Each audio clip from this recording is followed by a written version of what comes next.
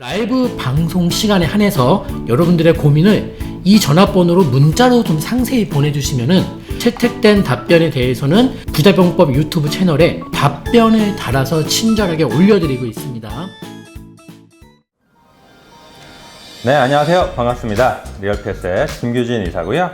자, 시청자 고민 상담 시간입니다. 오늘은 또 어떤 질문 들어와 있는지 바로 한번 만나보도록 하겠습니다.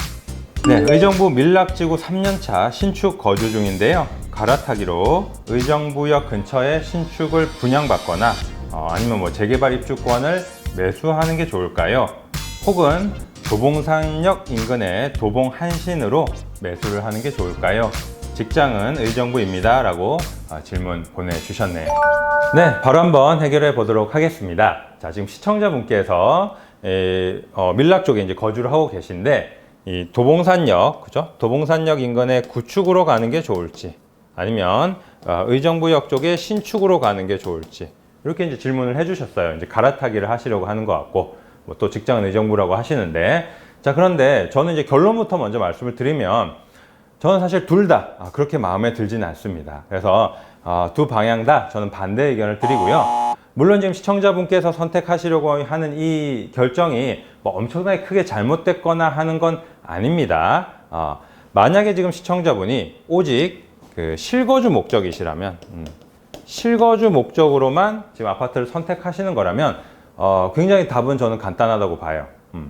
분양을 받으시든 입주권을 사시든 의정부역 인근에 있는 신축 쪽으로 들어가시면 됩니다.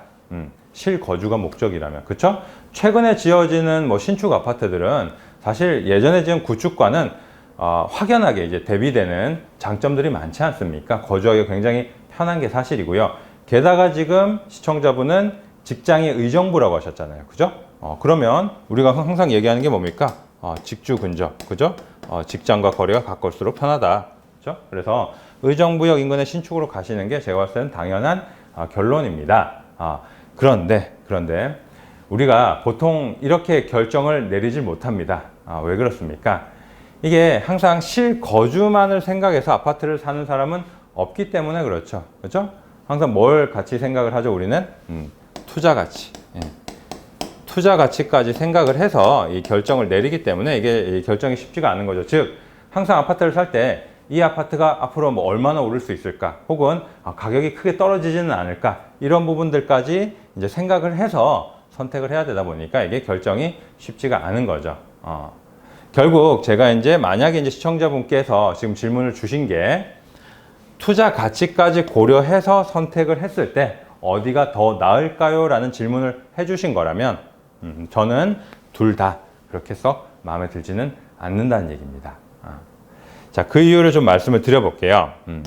자, 왜 제가 이렇게 말씀을 드리느냐? 일단 지도를 좀 이렇게 크게 해놓고 한번 볼게요.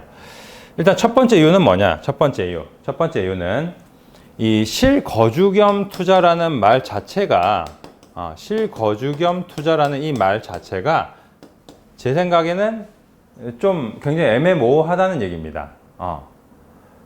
이 말 자체에 어떤 좀 저는 모순이 있는 것 같다는 거예요. 특히나 지금 시청자분 입장에서는 더 그럴 것 같아요. 자, 왜 그러냐?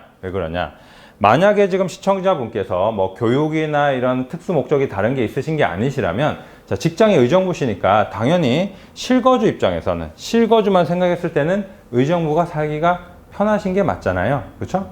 자, 그런데 만약에 투자 가치까지 고려를 했을 때 의정부가 가장 투자 가치가 높은 지역이냐? 당연히 그렇진 않죠. 우리가 일반적으로 이렇게 보편적으로 얘기를 할 때 의정부를 상대적으로 투자 가치가 굉장히 높은 지역이라고 평가를 하진 않지 않습니까? 그렇죠? 그러면 여기서 이제 어떤 이 고민이 생기는 겁니다. 실거주를 선택하자니 투자 가치가 좀 덜하고, 투자 가치를 쫓아가자고 하니 실거주가 좀 불편하고, 이런 결론에 이르게 된다는 겁니다. 결국 이 실거주 겸 투자라는 두 마리 토끼를 동시에 잡는 것이 쉽지는 않다는 얘기예요. 자, 그러면 여기서 우리가 어떻게 해야 되느냐? 저는 이제 이런 방법을 좀 말씀을 드리고 싶은 겁니다. 실거주와 투자를 분리하는 것도 가능하지 않겠느냐? 실거주는 실거주대로, 투자는 투자대로, 좀 분리해서 생각을 해보자는 얘기입니다. 물론 그 이제 결론에 앞서서 제가 이제 말씀을 드리고 싶은 부분은 최근에 뭐 전세 시장이 굉장히 폭등하고 있고 임대차 시장이 또 불안하기 때문에 이런 분위기 속에서 제가 지금 이런 말씀 드리는 게 매우 조심스럽긴 합니다만 조금 편하게 들어주셨으면 좋겠어요. 즉 무슨 얘기냐, 우리가 이 실거주와 투자를 꼭 병행할 필요는 없다는 얘기입니다. 즉 거주와 소유를 꼭 같이 해야 되는 것은 아니잖아요. 결국 밀락에 있는 아파트를 팔고 무주택이 된 상태에서 거주는 의정부에서 뭐 이제 전세나 월세로 이렇게 거주를 하고요. 어느 정도 자금을 좀 배분을 해서 투자는 서울 쪽으로, 뭐 예를 들면 나중에 내가 입주할 아파트를 미리 매수를 해두는 거죠. 이렇게 실거주와 투자를 조금 분리해서 가는 방향도 한번 생각을 해 보셨으면 좋겠다는 겁니다. 자, 그리고 그렇게 말씀드리는 두 번째 이유는 뭐냐? 두 번째 이유는 우리가 결국 이런 투자 가치를 생각해서 부동산을 매수를 하는 이유가 결국 내가 이제 나중에 내 자산의 가치를 상승시키고 싶다는 거잖아요. 그렇죠? 그런데 그러려면 당연하게도 내가 가진 이 부동산이 위치한 지역보다 더 상급지로 이동을 해야 될 겁니다. 그렇죠? 그런데 지금 뭐 서울 지도를 이렇게 펼쳐놓고 봤을 때 이렇게 한번 원을 그리고, 그리고 이제 이렇게 원을 그렸다고 가정을 해보면 여기 의정부 쪽이 상급지일까요? 아니면 이 서울 도심 쪽이 더 상급지일까요? 너무 간단한 질문이죠. 그죠? 당연히 우리는 이 도심 쪽으로, 상급지 쪽으로 이동을 해야 더 자산 가치가 상승할 겁니다. 자, 그런데 여기서 문제가 발생하는 거예요. 뭐냐? 의정부에 신축 아파트를 샀어요. 그래서 이제 그 신축 아파트를 들고 있다가 나중에 서울 도심 쪽의 신축으로 상급지로 이동을 하려고 하는데 이게 거의 쉽지 않다는 거죠. 여기 한 채만 가지고 이 서울의 상급지에 있는 어느 정도 동등한 조건의 아파트로 갈아타게 한다는 것은 거의 불가능하다는 얘기입니다. 왜 그럴까요? 왜 그럴까요?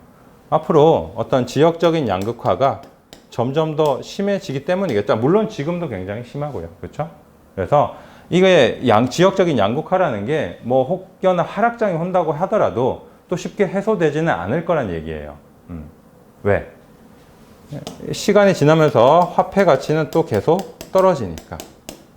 즉 상급지에 있는 아파트들은 계속 멀리 도망가고 상승장이 오면 더 멀리 도망가 버리고, 또 하락장이 온다고 해도 이런 격차가 쉽게 해소되지 않는다고 하면 결국 나중에 내가 더 상급지로 갈아타기를 할 때 어느 정도 여유 자금이 충분하지 않다면 사실 거의 불가능한 얘기라는 겁니다. 그래서 만약에 그런 경우라면 우리가 지금 실거주와 투자를 조금 분리를 해서 나중에 내가 상급지로 이동을 할 때 입주는 뭐 지금 당장 하는 게 아니라 미리 거주할 집을 매수를 좀 해두는 것도 생각을 해봐야 되지 않겠느냐는 겁니다. 그리고 또 최근에 어떤 시장 분위기를 좀 추가로 말씀을 드리면 이 마포나 뭐 성동구 쪽에 이제 신축, 그죠? 대단지 20평대 지금 전세가가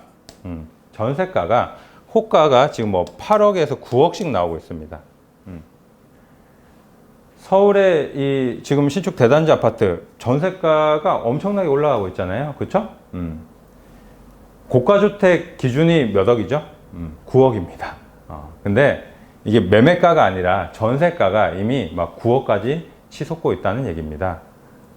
그래서 이런 분위기다 보니까 미리 어느 정도 내가 이제 상급지 이동을 어쨌든 할 거라면 실거주와 투자를 적절하게 분리하는 전략도 한번 고려해 봐야 되지 않겠느냐, 이런 생각이 드는 거고요. 물론 이 결론은 제가 아까도 말씀드렸듯이 매우 조심스럽게 제시를 해드리는 의견이고, 이게 시청자분 지금 자금 상황에서 가능할 수도 있고 또 불가능할 수도 있습니다. 그죠? 그런 부분들은 또 이제 개별적인 어떤 검토가 필요할 것이고요. 하지만 아까도 말씀드렸듯이 최근에 어떤 전세 시장이 크게 이제 튀어오르고 있기 때문에 잠깐이지만 그 틈을 잘 이용을 하면 우리가 또 생각지 못하게 또 좋은 기회를 살릴 수도 있지 않겠느냐라는 또 말씀을 드리고 싶네요. 네, 이렇게 시청자분 고민 한번 해결해 봤고요. 도움이 많이 되셨으면 좋겠습니다. 자, 그리고 제가 그 질문 주신 분들 문자 내용을 이렇게 살펴보다 보니까 질문 내용이 뭐 너무 광범위하거나 아니면 뭐 너무 간단하거나 이런 질문들이 의외로 많더라고요. 자, 그런데 지금 이제 질문 주신 시청자분처럼 이렇게 구체적으로 좀 적어 주시면 저희가 검토하는데 훨씬 더 많은 도움이 될 것 같고요. 또 저희 입장에서도 더 많은 도움을 드릴 수 있을 것 같습니다. 어떤 본인의 상황에 맞게 구체적인 내용을 적어 주시면 저희가 계속해서 여러분께 많은 도움 드리도록 할 거고요. 저는 오늘 여기까지 줄이도록 하겠습니다. 리얼피에셋 김규진 이사였습니다. 감사합니다. 네, 안녕하세요. 네, 박병찬의 부자병법의 박병찬입니다. 책이 출간되었습니다. 이 책의 제목은 누나가 되었어요라는 제목의 책입니다.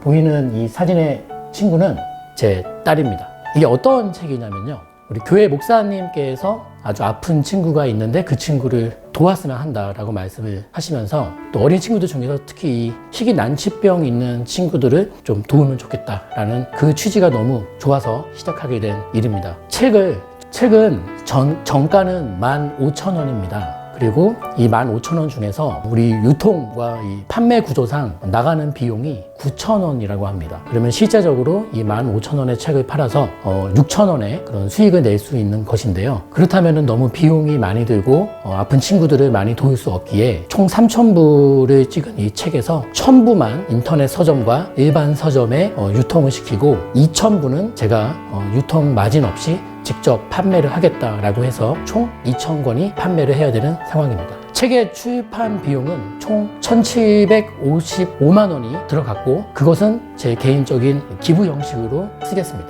이 책 판매 수익 전액은 우리 난치병을 앓고 있는 우리 미성년의 어린 친구들을 돕는 데 쓸 생각입니다. 그래서 여러분들께서 도움을 주시고 또 온전히 손길을 베풀어 주신다면 정말 감사드리겠습니다. 자, 그러면 지금부터 도서 구입 방법에 대해서 말씀을 드리겠습니다.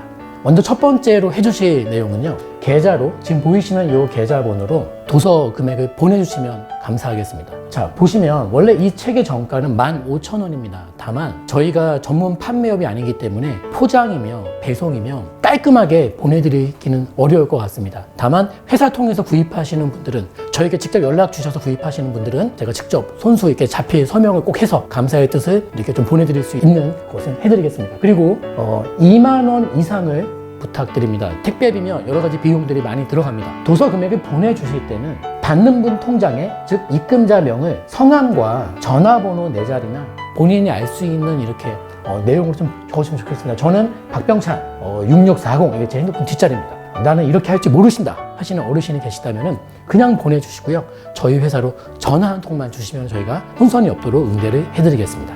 이렇게 도서 금액을 보내주신 후에는 도서 주문 이 도메인을 클릭해 주셔서 배송 내역, 성함, 금액, 그리고 받으실 주소, 이걸 적어 주셔야 되는데요. 컴퓨터로 이렇게 영상을 보시면 영상 바로 하단에 도서 구입 신청 페이지라고 떠 있을 겁니다. 그 도메인을 클릭하시면 지금 보이시는 페이지가 열릴 것입니다. 그리고 원하시는 수량, 그리고 도서는 제목은 누나가 되어서요 선택을 해주시면 좋겠고요. 그 다음에 주문하시는 분의 성함, 입금하신 금액, 그리고 핸드폰 번호, 그 다음에 배송지 주소를 이렇게 적어 주셔서 이렇게 제출하기를 눌러주시면 주문이 완료가 되겠습니다. 네, 지금부터 스마트폰으로 도서를 구입하시는 방법에 대해서 말씀을 드리겠습니다. 영상 우측에 보시면 조그만 화살표가 있습니다. 그 화살표를 눌러보시면 글이 나오는데요. 도서 구입 신청 페이지가 있고 도서 구입을 설명해 드리는 블로그 글이 있습니다. 우리는 이제 도서 구입 신청 페이지를 눌러 보겠습니다. 지금 보시다시피 도서 구입 신청 페이지가 뜹니다. 도서 구입 관련된 필독 사항이 적혀 있고요. 원하시는 수량을 1권, 2권 또는 기타 권수 적어 주시면 되겠고, 도서명 선택해 주시고 주문자 이름을 적어 주시고요. 그리고 주문자분의 입금자명의 성함과 핸드폰 번호 뒤 4자리를 함께 적어주시면 혼선이 없겠습니다. 그리고 입금 금액, 입금하신 금액을 적어주시면 되고요. 핸드폰 번호 적어주시고 배송 받으실 주소를 적어주시면 되겠습니다. 계좌 안내는 다시 나와 있고요. 아래 보시면은 개인정보 수집 동의 체크하시고 제출하기 버튼을 눌러주시면 주문이 완료가 되겠습니다. 누나가 되었어요. 많이 응원해 주세요.